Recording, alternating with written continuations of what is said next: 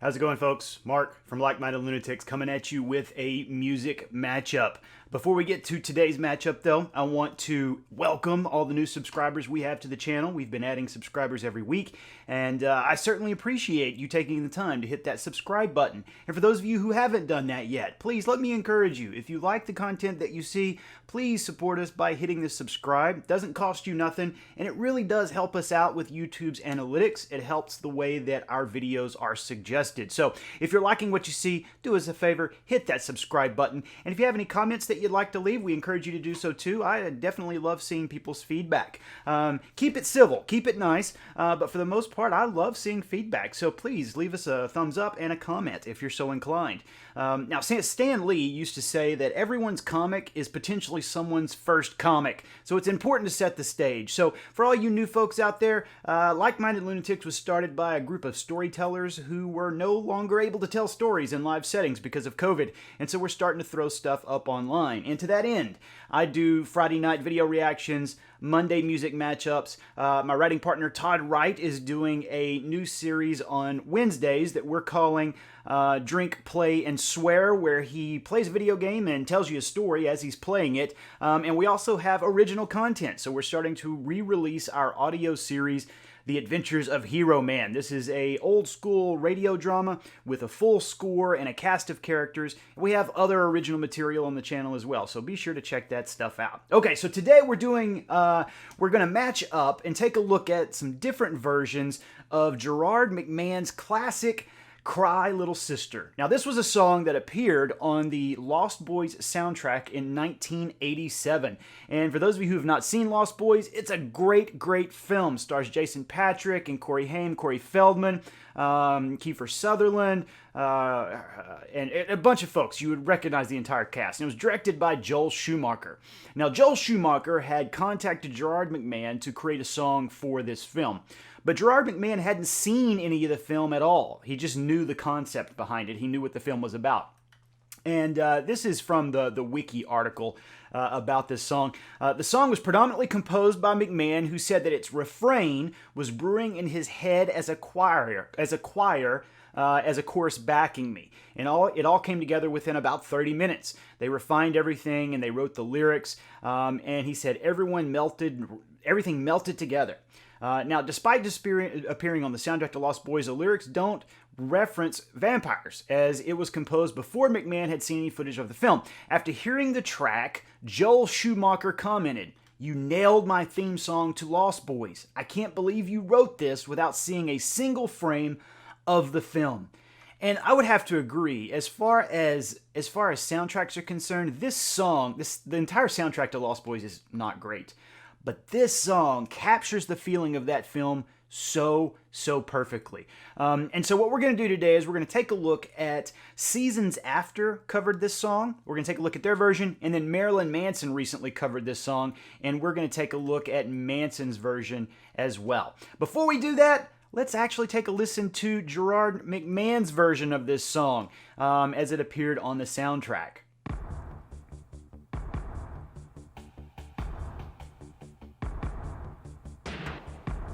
Now, don't you just love those drums? One of the first things I always recognized about this song was just the drums and that synthesizer creating an atmosphere. And I would have to say, this is a really gothic film and a really gothic soundtrack. And stop mixing up goth and emo. Goth folks don't like emo folks. Emo folks are sad because the world doesn't like them. Goth folks are sad because they hate the world and they want to embrace the darkness. We're two different groups of people. But to me, this is a perfect goth song. Ambiance is weird and creepy, and then the lyrics are just fantastic. And we get that synthesizer kicking in. And it almost sounds like an organ in an old horror film.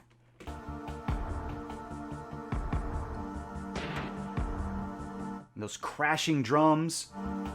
Then we get this break here in the music. Boom. Fire will rise behind those eyes. And man, Gerard McMahon's vocals are just haunting, aren't they? Black house will rock. Blind boys don't lie.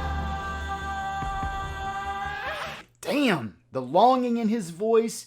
And we'll look at the lyrics specifically in a few seconds. I just wanted to set the stage for you. Now, interestingly enough, Gerard McMahon has remixed this song as well. This song has been covered by a ton of folks, including the original artist. He now goes by, what is it? It's something weird. I don't know what it is. G-Dave or something. I don't know. But in any case, here's the dance version of this. Blind boys don't lie. It's about to kick in.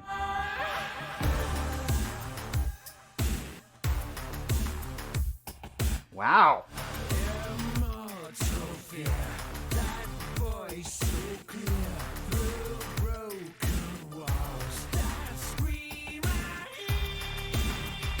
Pretty awesome, right? And that's Gerard McMahon remixing that. He goes by G. Tom Mac now. It's a terrible name, Gerard. Go back to Gerard. Gerard is awesome. Okay, so I think what we should do, why don't we do this?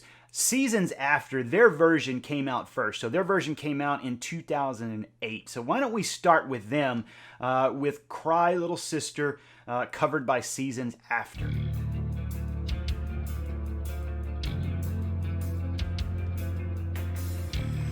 Now, pretty similar as far as that intro is concerned. There's more string instruments there, I think, than there is in the original version.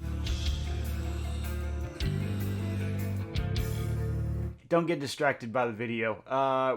With this one, we're just gonna listen to the versions. Although the video's interesting, meh. Definitely much harder, right? Man, that wailing guitar, hitting that whammy bar, the tremolo.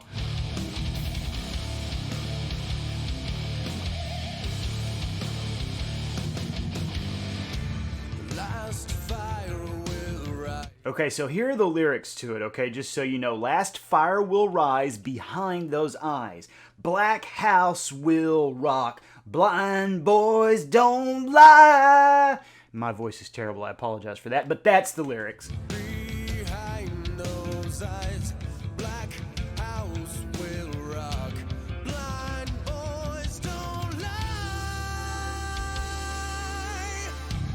Immortal fear. I always like this line here. Immortal fear, that voice so clear. Through broken walls, that scream I hear. That voice so clear. Through broken walls, that scream I hear. And then we get the chorus.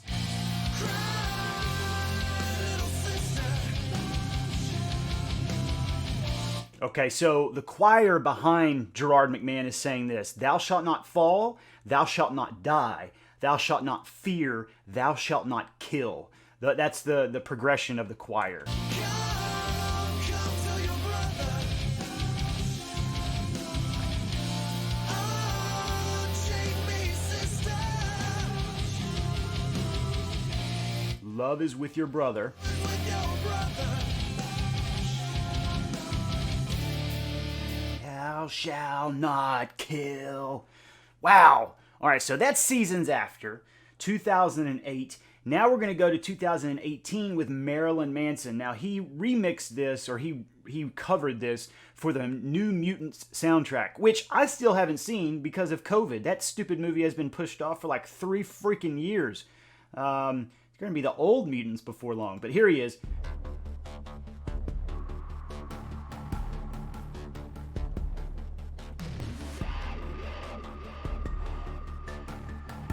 Now, I have to say, I am loving that dirty sounding synthesizer. There's something about that synth that is just gritty, I think is the best word for me to describe it.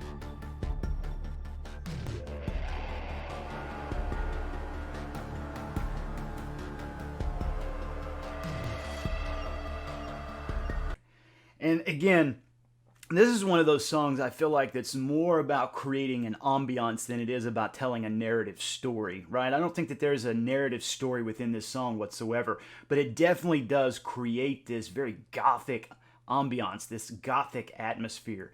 And Manson is leaning into that, I feel like. Whereas I feel like Seasons After is doing a pretty good job of kind of reimagining it as a metal song. Manson's doing a whole different thing here.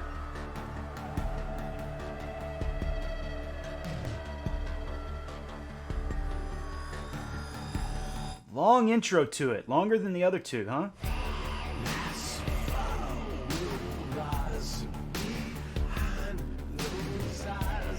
Boy, Manson has a really unique voice, right? I don't know if it's, I mean, I've seen him in concert, and so I know that they're using some voice effects on him. They're using some modulation on his voice, but that's just Manson, some of that. It's just how I don't know if he's constricting his windpipe. I wish I knew more about music.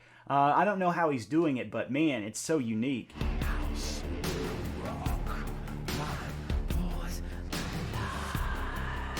Okay, I want to hear that again. Let's hear that part again.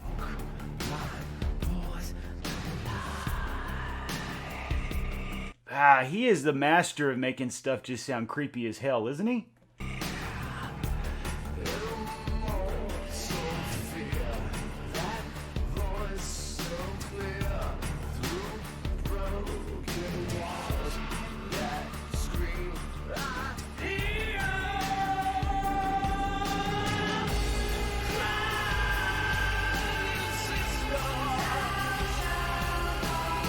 So for me, I feel like that Manson is nailing that existential longing that Gerard McMahon was conveying so well in the original version.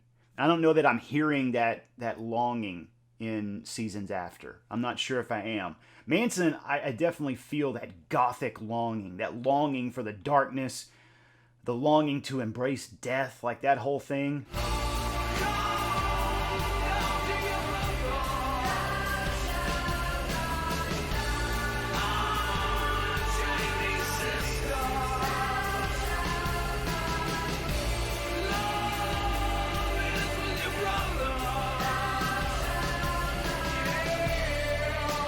Ooh, that yeah is new, right? I didn't hear that in any of the other ones. Yeah! Jesus Christ, he almost went to a Hetfield there, didn't he? Ooh, yeah, yeah! Yeah, yeah, yeah! Ooh, yeah! Sorry, that just starts happening. Alright, let's go back over here to Seasons After. Over here, sorry. Strangers look up. When will they learn this loneliness? I do like how he's holding those notes. It's very, very metally, very rock and roll. So it's Blue Masquerades, Strangers Look On. When will they learn this loneliness? Temptation beats like a drum, deep in your veins, I will not lie. Again, I apologize for my voice. Temptation heat beats like a drum deep in your veins. I will not lie. Cry, little sister. Come. Here's one of the things that's just occurring to me. The way that he's singing the chorus, there's not a juxtaposition between his voice, his vocals, and the choir. I feel like the choir is kind of like following him. I don't know how to explain it. They sound very similar, the way he's singing the chorus and the choir. Whereas with Manson, the way he sings the chorus and the choir, they almost sound like in opposition to one another. There's a weird juxtaposition over here that's not over here, I feel. Come to your brother. Unchain me, sister. Such a great line. Unchain me, little sister. Love is with your brother. Love is with your brother.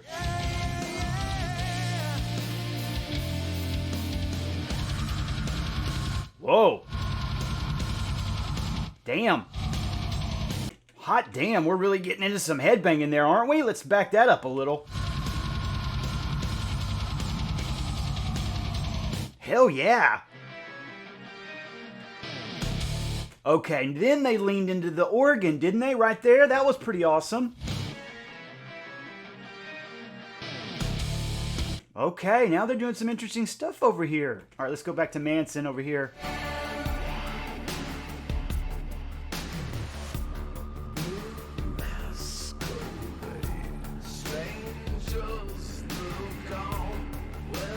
I like how he pronounces some words. He lends some words a weird pronunciation. I'm not sure why he's doing it. Strangers look on. How's he saying on? Strangers look on when the world is loneliness. Jesus. See, I feel that existential crisis in his voice. It's Kierkegaardian, right? Stuck in the muck and wanting to get out of the muck, but you know that you can't. This world is garbage. This loneliness.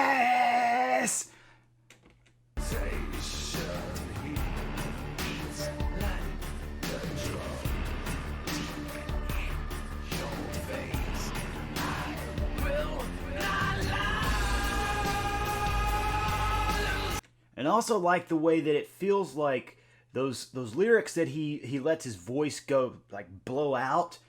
It almost feels like he can't control that, or at least that's the feeling I get from it. You know, he's trying to whisper some of these lyrics, then all of a sudden, I will not learn. It just seems like this explosion of emotion that he can't exactly control.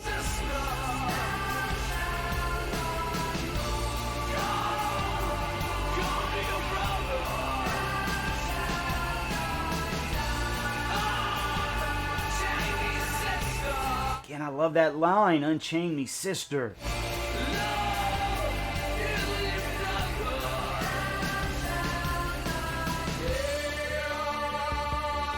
Why is he doing a head field? Yeah! Ooh, yeah, yeah, yeah, yeah, ooh, yeah, yeah.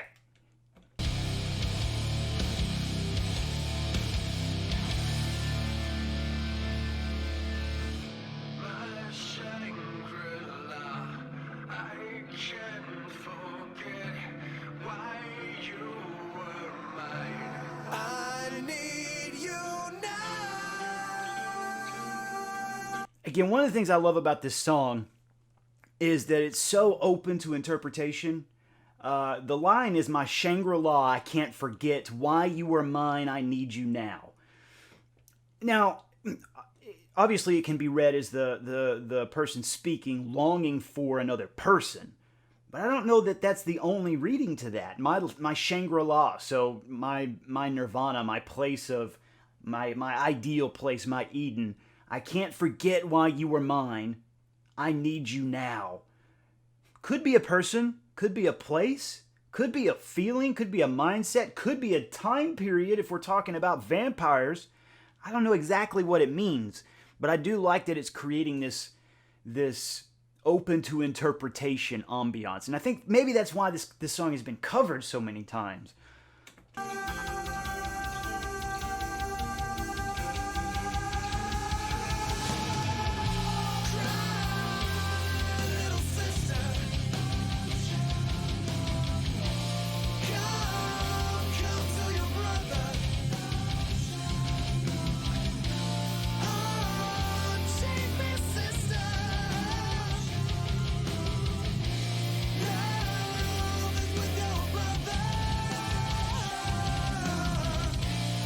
Ooh, I like how he held that note, don't you? That was pretty badass. Yeah. Wow, getting after it. I really enjoy that. That's pretty badass. Now, let's take a look at those lyrics again, because I do think that they warrant a second look. So, cry, little sister, thou shalt not fall, says the choir. Come to your brother, thou shalt not die, says the choir. Unchain me, sister, thou shalt not fear. Love is with your brother, thou shalt not kill. Man, I don't know how to read that. Do you? Again, I think it's probably why this song has been covered so many times, because it lends itself to interpretation. Cry little sister. Are we talking about an actual sister, or is this kind of a term of endearment, or is it a name for something else? Thou shalt not fall. Fall from what? I mean, obviously the fall, always usually in literature references the fall from heaven, right? The expulsion of the renegade angels. Come to your brother. Again, are we talking about an actual brother, familial bonds? Or are we talking about that sense of community, as in I am your brother? Then unchain me, sister. Thou shalt not fear, says the choir. I don't know. Unchain me, sister. So the person is bound? The singer is bound up or constricted, imprisoned in some way? Are these actual chains? Or are these chains like the Romantics, like Coleridge and Wordsworth used to use that word, chains, meaning mind-forged manacles, these chains in our minds that hold us back from reaching our true potential or preventing us from communing with nature in the way that we need to. So unchain me. Let me loose from these mind-forged manacles. I don't know. And then the last line, of course, is, love is with your brother. Thou shalt not kill. I don't know. Again, it's one of those songs that I think it lends itself to so many interpretations.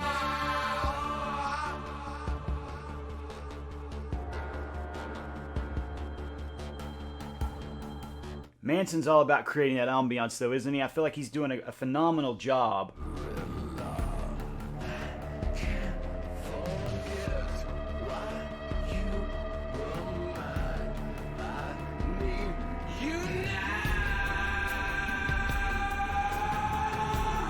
Jesus, again, it just feels like he's doing that whisper thing through most of the lyrics, but then all of a sudden, the emotion overwhelms him, and he just does the and then he segues into Hetfield for some reason.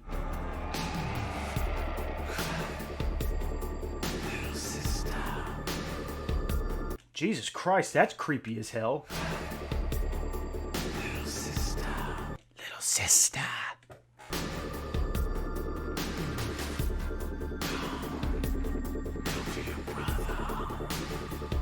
Now it's sounding malevolent to me.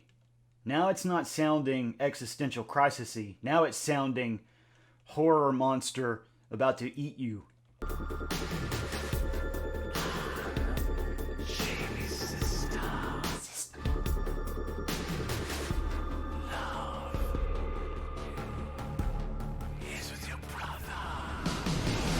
That sounded gross. I don't like that. I don't like that. The way he's doing that part.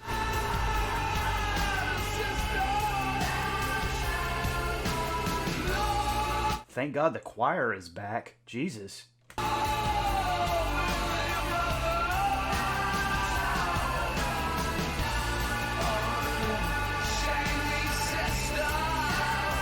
really like how, again, I love how Manson is able to kind of modulate his voice. There's this ebb and flow to it where it's quiet and then it's melodious and then it's screaming, and it works. I don't know how it works, but it works.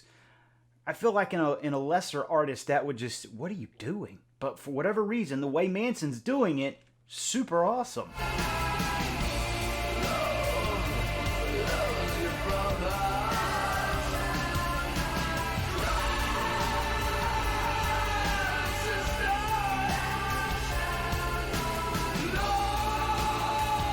It's haunting as hell, though, isn't it? That's the only way I can describe the way he's doing this, is haunting. Doesn't it sound to you like a spectral deity getting killed? If you can kill a spectral deity, it sort of reminds me of, like, I can see in my head, some type of banishment or exorcism, and this thing is being expelled from our reality. It's otherworldly. That's a good word. Otherworldly.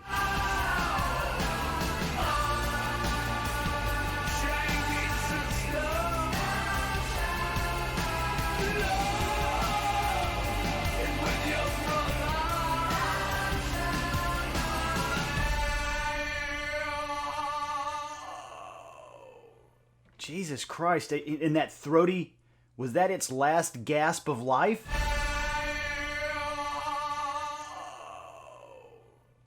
Ugh, good Lord. Ended on a weird note over here with Manson, didn't we? All right, let's let Seasons After finish this up.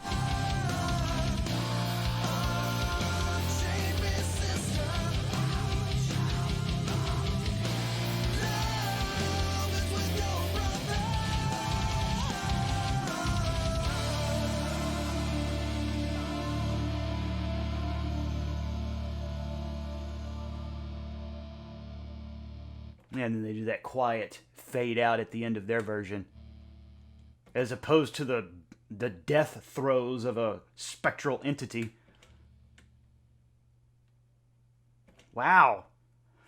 Well, that's it. What do you think? I don't know where I'm at. I really like both of these versions. And again, I absolutely adore the original version. I bought this soundtrack back in 1987 for one song. Yeah, it sucked in the late 70s and 80s and up into the 90s when you wanted to buy one song and they didn't release it on a single, so you had to buy a whole garbage album. And not that the whole album is garbage for this one. I think People Are Strange is on there, and there are a couple other good songs. But primarily it was for Cry Little Sister. And man, it's such a good album. If you don't have it, I would recommend getting that album, the Gerard McMahon version, because it is just fantastic. What a great Halloween song.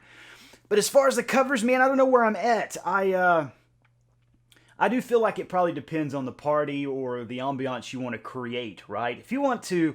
Like, if we're just having a nice Halloween party where people are barbecuing and having a good time and just kind of hanging out and it's pretty chill, I'd probably go in Seasons After. That's a straightforward rock and roll, bordering on heavy metal song.